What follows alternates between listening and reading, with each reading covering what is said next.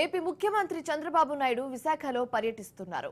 ఈ పర్యటన కోసం గత రాత్రి విశాఖపట్నం చేరుకున్న చంద్రబాబు నాయుడుకు ఎయిర్పోర్ట్లో టీడీపీ శ్రేణులు ఘన స్వాగతం పలికారు. రాత్రి టీడీపీ కార్యాలయంలోనే బస చేసిన చంద్రబాబు నాయుడు ఈ రోజు పార్టీ కార్యాలయంలో కార్యకర్తలతో మాట జరపనున్నారు. అనంతరం నగరంలోని ఓ హోటల్లో నిర్వహించే డీప్ టెక్నాలజీ సదస్సులో పాల్గొనబోతున్నారు. అనంతరం వీఎంఆర్డీఏలో అధికారులతో సమీక్షిస్తారు.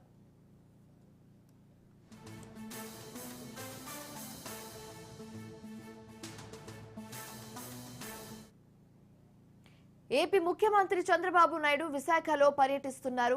ఈ పర్యటన కోసం గత రాత్రి విశాఖపట్నం చేరుకున్న చంద్రబాబు నాయుడుకు ఎయిర్పోర్ట్లో టీడీపీ శ్రేణులు ఘన స్వాగతం పలికారు. రాత్రి టీడీపీ కార్యాలయంలోనే బస చేసిన చంద్రబాబు నాయుడు ఈ రోజు పార్టీ కార్యాలయంలో కార్యకర్తలతో సమావేశం జరపనున్నారు. అనంతరం నగరంలోని ఓ హోటల్లో నిర్వహించే డీప్ టెక్నాలజీ సదస్సులో పాల్గొనబోతున్నారు.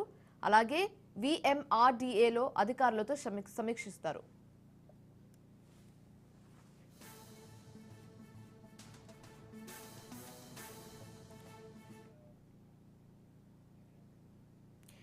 ఏపీ ముఖ్యమంత్రి చంద్రబాబు నాయుడు విశాఖలో పర్యటిస్తున్నారు. ఈ పర్యటన కోసం గత రాత్రి విశాఖపట్నం చేరుకున్న చంద్రబాబు నాయుడుకు ఎయిర్పోర్ట్లో టీడీపీ శ్రేణులు ఘన స్వాగతం పలికారు. రైట్, ఇక ఇదే అంశానికి సంబంధించి తాజా సమాచారం మా ప్రతినిధి శ్రీరామ్ ఫోన్ ఇన్ ద్వారా అందిస్తారు. Sriram, AP CM Chandrababu Naidu Visakha tour కి సంబంధించి మీ వద్ద ఉన్న పూర్తి డీటెయిల్స్ ఏంటి? శివాని, రాష్ట్ర ముఖ్యమంత్రి చంద్రబాబు నాయుడు నిన్న రాత్రే విశాఖ చేరుకున్నారు. షెడ్యూల్ ప్రకారం 10 గంటలకు చేరుకోవాల్సి ఉండగా కొంత ముందుగానే ఆయన విశాఖకు చేరుకున్నారు. నగరంలోని టీడీపీ, జనసేన అలాగే బీజేపీ కార్యకర్తలంతా కూడా ఆయనకు స్వాగతం పలికారు. రాత్రి టీడీపీ కార్యాలయంలోనే ఆయన బస చేయడం జరిగింది. మరి కాసేపట్లో ఆయన ఈ రోజు షెడ్యూల్ ప్రకారం కార్యక్రమాలు మొదలవుతాయి. ప్రస్తుతానికైతే టీడీపీ ప్రధాన కార్యాలయంలో ఆయన టీడీపీ నాయకులు, కార్యకర్తలతో పాటుగా కూటమి నేతలను కలుస్తున్నారు. వారిచ్చే రిప్రజెంటేషన్లు కూడా తీసుకునే విధంగా ప్రస్తుతం కార్యక్రమం జరుగుతుంది. ఈ కార్యక్రమం ముగిసిన తర్వాత ఆయన నగరంలోని ఒక ప్రైవేట్ హోటల్ ఏర్పాటు చేసిన కార్యక్రమానికి బయలుదేరి వెళ్తారు. డీప్ టెక్నాలజీ సదస్సును నిర్వహిస్తున్నారు. నిన్ననే ఇది చీఫ్ సెక్రటరీ ప్రారంభించారు. ఈ రోజు మొత్తం కూడా ముఖ్యమంత్రి ఈ కార్యక్రమంలో పాల్గొనున్నారు. ముఖ్యంగా వచ్చే 5 ఏళ్లలో గవర్నమెంట్ పరిధిలో ఈ డీప్ టెక్నాలజీ అంశాలను ఏ విధంగా వినియోగించాలి అనే అంశం పైన ఆయన ప్రధానంగా మాట్లాడనున్నారు. అలాగే సదస్సుకు వచ్చిన వారి ద్వారా తెలుసుకోనున్నారు. ఈ కార్యక్రమం అయితే మధ్యాహ్నం వరకు కూడా కొనసాగుతుందని షెడ్యూల్ ప్రకారం తెలుస్తుంది. ఆ తర్వాత Visakha metro regional development authority ఆధ్వర్యంలో ఏర్పాటు చేసిన కార్యక్రమంలో పాల్గొంటారు. ఈ 3 జిల్లాల పరిధిలో ఉన్న విఎంఆర్డీఏకి సంబంధించి ల్యాండ్ ఇష్యూస్, కొన్ని గత ప్రభుత్వంలో చేసిన వ్యవహారాలు ఉన్నాయి. ఇప్పటికే వాటికి సంబంధించి కూటమి నేతలు పలు దఫాలుగా కంప్లైంట్లు చేయడం జరిగింది. ఈ నేపథ్యంలో ఈ భూ ఆక్రమణలకు సంబంధించి కూడా మధ్యాహ్నం విఎంఆర్డీఏ సమీక్ష సందర్భంగా చర్చకు వచ్చే అవకాశం ఉందని భావిస్తున్నారు.